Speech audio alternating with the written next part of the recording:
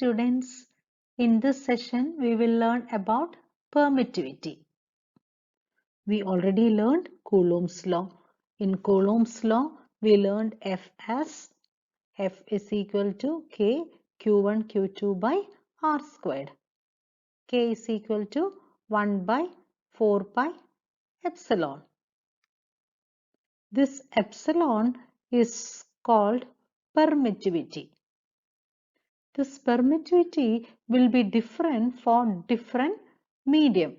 Therefore, K is this constant of proportionality and it depends on medium.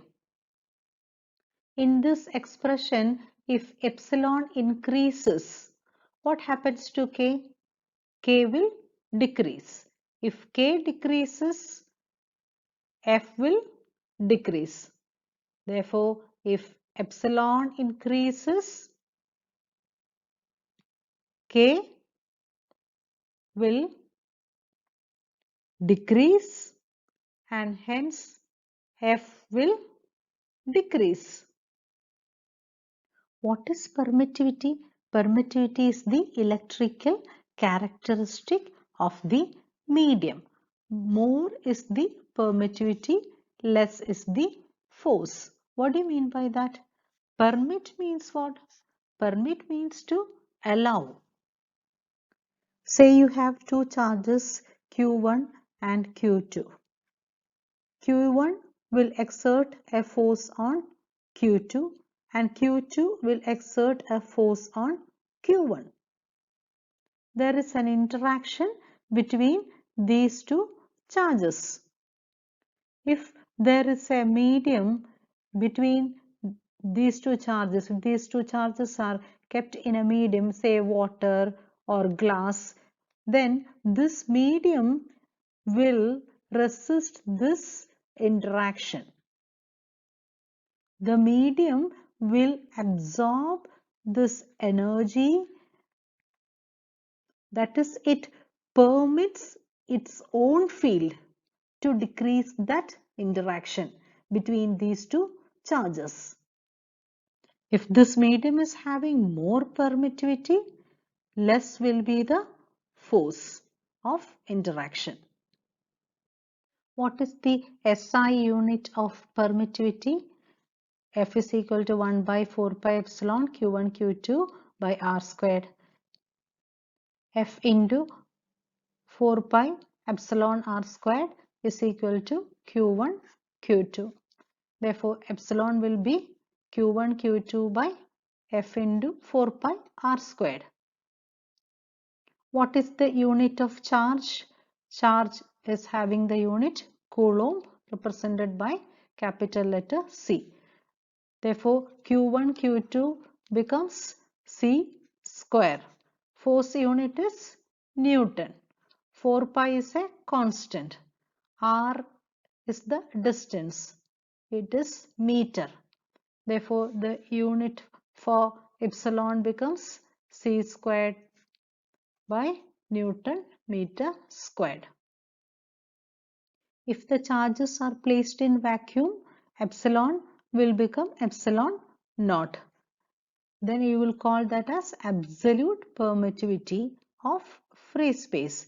Its value is 8.85 into 10 raised to minus 12 C squared n raised to minus 1 m raised to minus 2. Please note that this value is minimum for the free space. If epsilon naught is minimum for vacuum, F will be maximum.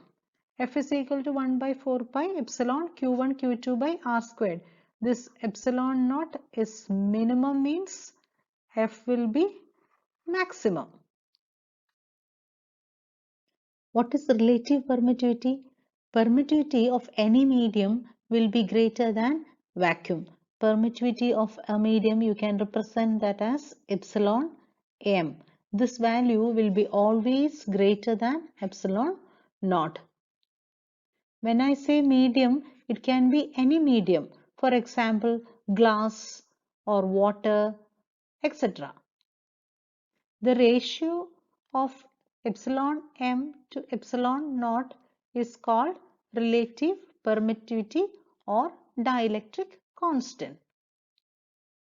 It is defined as the ratio between the permittivity of the medium to the permittivity of free space. Epsilon r is the relative permittivity, that is epsilon m by epsilon naught. If you cross multiply, you can write epsilon m is equal to epsilon r into epsilon naught. If the point charges are in vacuum, what will be the force in vacuum or in air? It will be 4 pi epsilon naught q1 q2 by r squared. But if these charges are placed in any other medium, the force in that medium will be 1 by 4 pi epsilon m q1 q2 by r squared. Let this be equation 1 and this equation 2. Divide these two equations. Equation 1 divided by equation 2 gives F vacuum to F medium is equal to epsilon m by epsilon naught. We know this epsilon m by epsilon naught is equal to epsilon r, which is the relative permittivity or dielectric constant. Therefore, you can define this dielectric constant or relative permittivity in this ratio also, ratio of F vac to F med. In this session, we learn about absolute permittivity and relative permittivity. Absolute permittivity is represented by the epsilon naught and relative permittivity is represented using epsilon r. Epsilon r is equal to epsilon m by epsilon naught, or you can say it is equal to force in vacuum to the force in medium. We understood from this session that the permittivity of the medium is permitting its own field to store or absorb that energy.